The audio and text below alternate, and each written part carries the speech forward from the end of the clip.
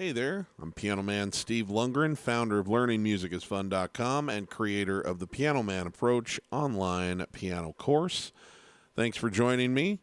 This is a video compliments of one of my paid students. I get questions sometimes, and I feel like they're such good questions that I want to make a video to answer them and share them with more than just that one person, and that's what happened here. I teach a concept in my paid course called a tool called the swing scale, which is an improvisation scale. Anyone who knows anything about my course knows that I teach a method based on chords, improvisation, and rhythm patterns. So this is from the improvisation side of things. And the swing scale is a tool that you can use to build solos, fills, and licks from. Now, I'm not going to teach it in painstaking detail because that's what my paid course is for, but just so you can see what we're talking about. In the key of C, the swing scale looks like this.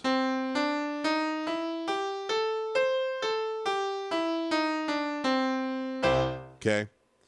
So it's like 1, 2, minor third, major third, 5, 6, 1. It is a major equivalent to the minor equivalent of the blues scale, okay? So if you take the same notes and you move it to the relative minor, which in this case would be A, you end up with a blues scale. But anyway, they're both really good. It's just a collection of notes that you can use when you're creating a fill or a lick or like a longer solo.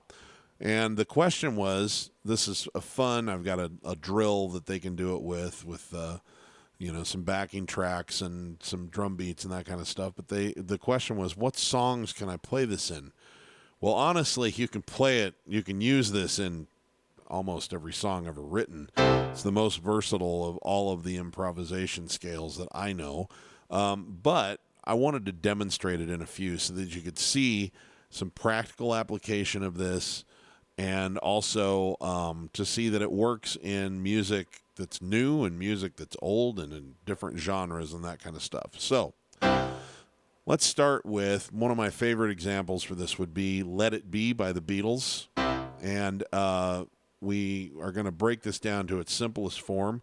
Simplest form of Let It Be is to play my heartbeat syncopated rhythm pattern, which goes like this.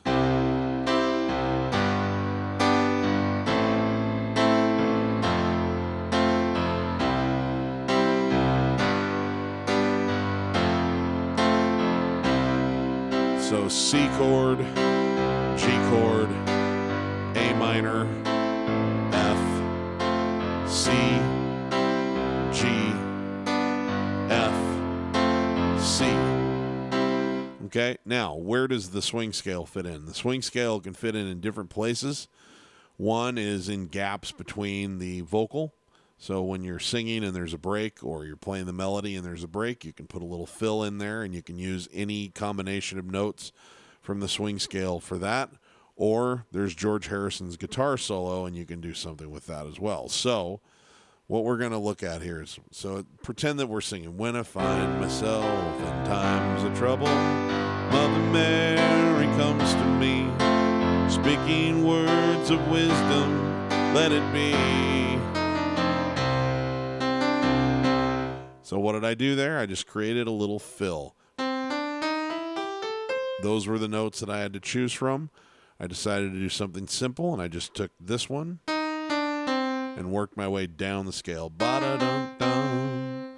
Just created an interesting rhythm. Wouldn't have mattered if I had started it anywhere else. Words of wisdom, let it be. Any note from the swing scale sounds good on any of these chords because it's in the key of C. Okay? You're going to like some notes better with some chords. You're going to like some notes better in different places, but that's really just your ear and your preference. But they're all acceptable. That's why we like it. That's why it's a good tool. It's just a collection of notes you can draw from.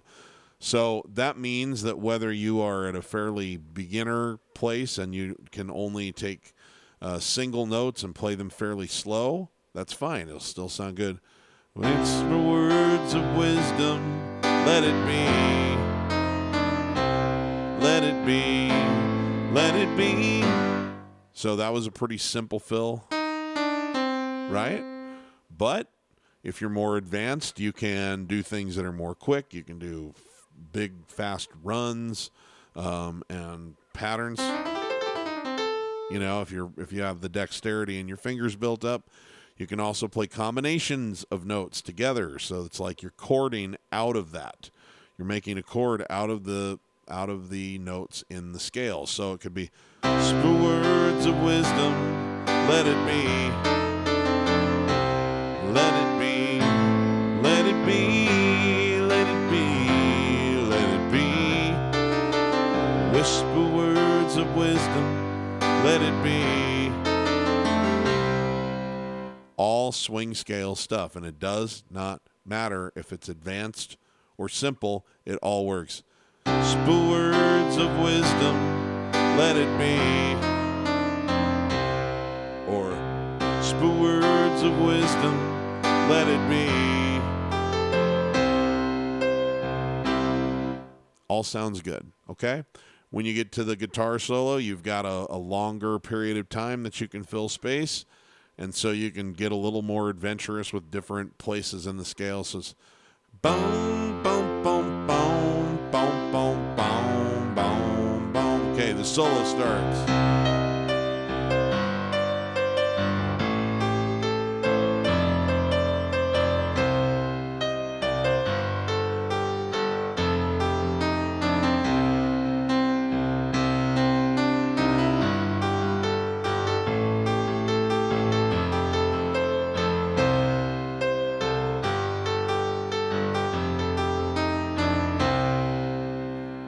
That's just kind of playing one note at a time.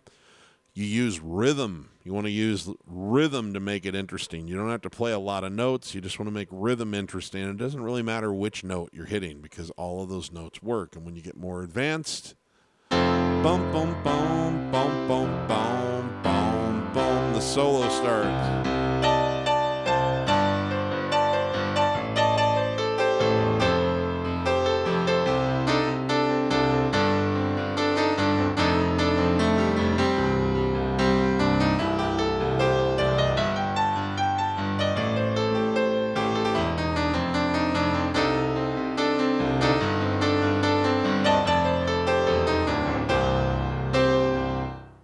Okay? Might feel a little over your head right now. Don't let that kind of thing freak you out. All it means is that you haven't excelled to the step before that yet. But if you start where you're at, take one step forward and one step forward from there, you'll be surprised how quickly you get to things like that. But it is still all based out of these notes. I didn't play a single note outside of that scale. And I always, whether I was doing faster runs and more interesting or, you know, chords and playing multiple notes at the same time, or whether I was doing something very simple and relatively slow paced, it was all those notes. And I always used rhythm to make it interesting. The rhythm of what I was playing. So that's a good example. Here's a fun thing. We're going to jump all the way to like 2017, and we have the song Thinking Out Loud by Ed Sheeran, and this scale works just as well. When your legs don't work like they used to before. So you got C,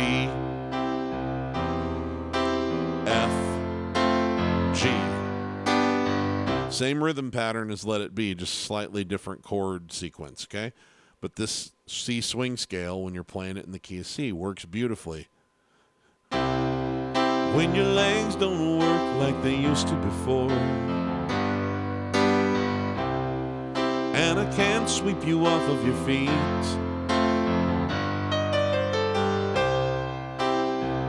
will your lips still remember the taste of my love? Do-do-do-do-do-do-do-do. Darling, I'm gonna be loving you till you're 70.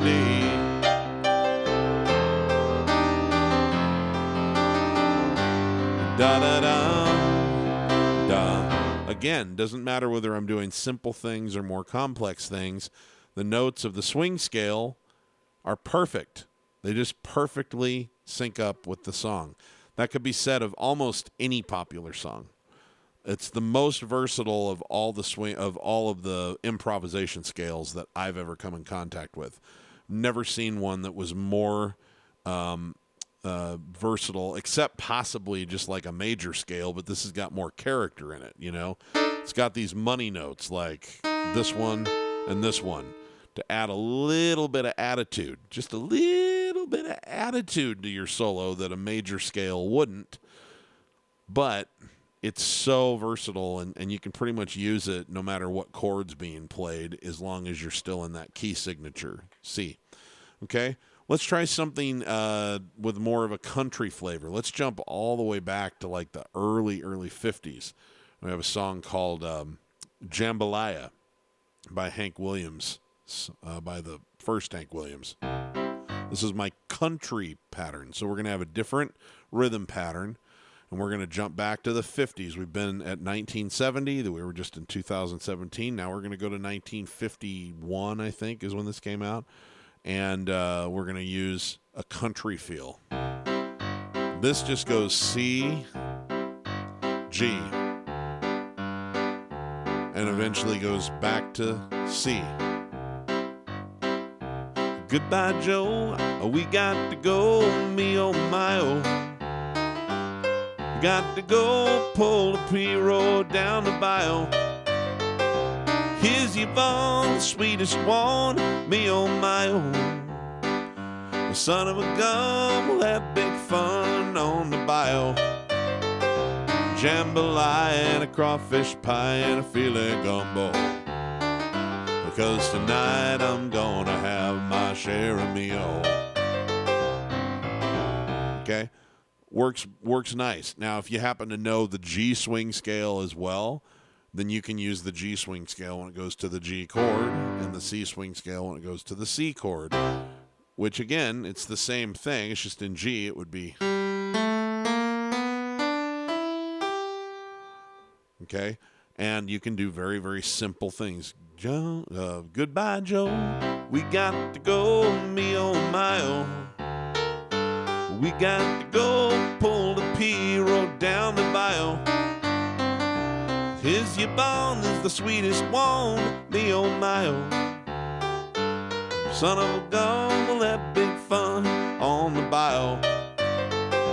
Jambalaya and a crawfish pie and a filet gumbo. 'Cause tonight I'm gonna have my share of me oh. And then there's spots for an open solo.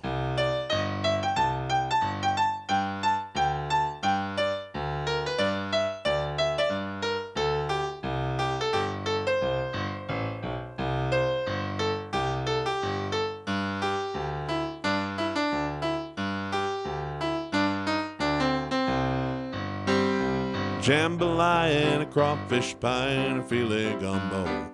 And if you get more advanced with it,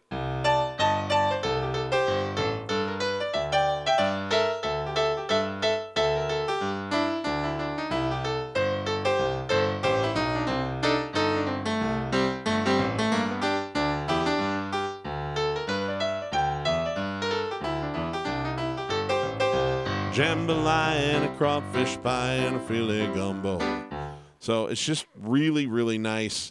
And again, the way that you handle this is that the swing scale is just your collection of notes that you can draw from. And then the other thing that we teach in the improvisation parts of my course is there are maneuvers that you can get your fingers used to. Toggles, arpeggios, runs, I call them rollovers. That kind of thing. And when you have that maneuver under your hand, then you can apply it on different scales and different collections of notes.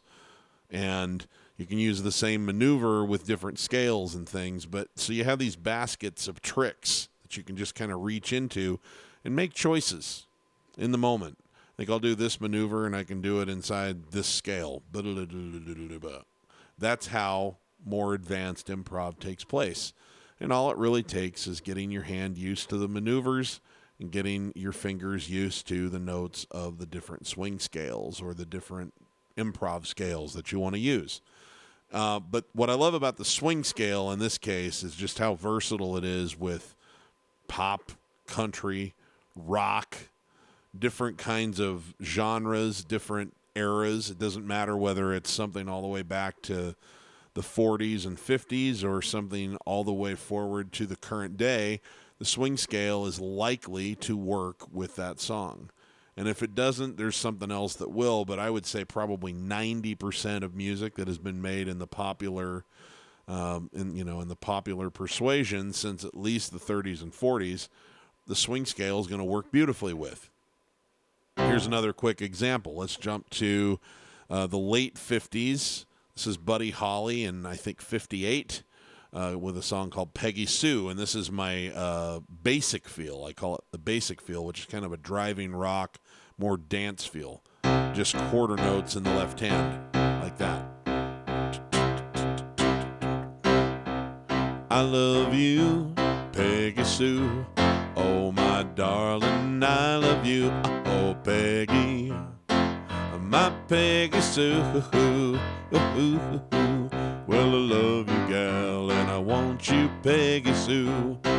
Okay, so it's C, F, C, F, C, F,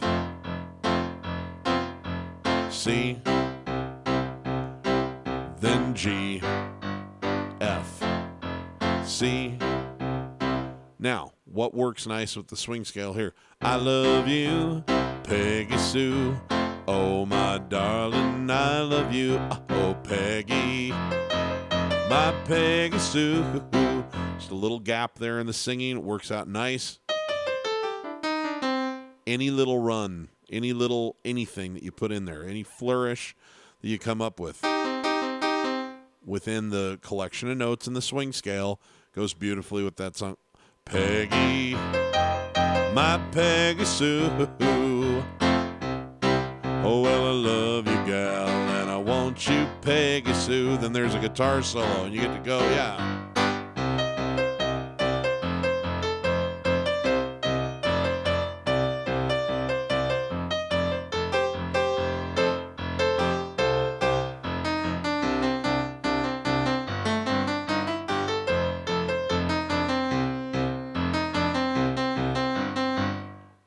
You know, that's one note at a time. Or if you're a little more advanced, love you, gal, and I want you, Peggy Sue. Yeah.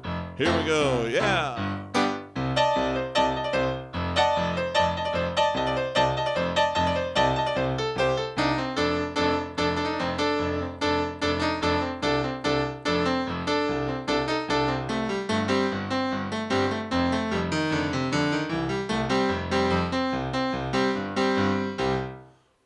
You know, or whatever you want to come up with. But again, didn't touch a single note outside of the swing scale. The swing scale is the most versatile improvisation scale that you will ever find for any type of popular music. It just is.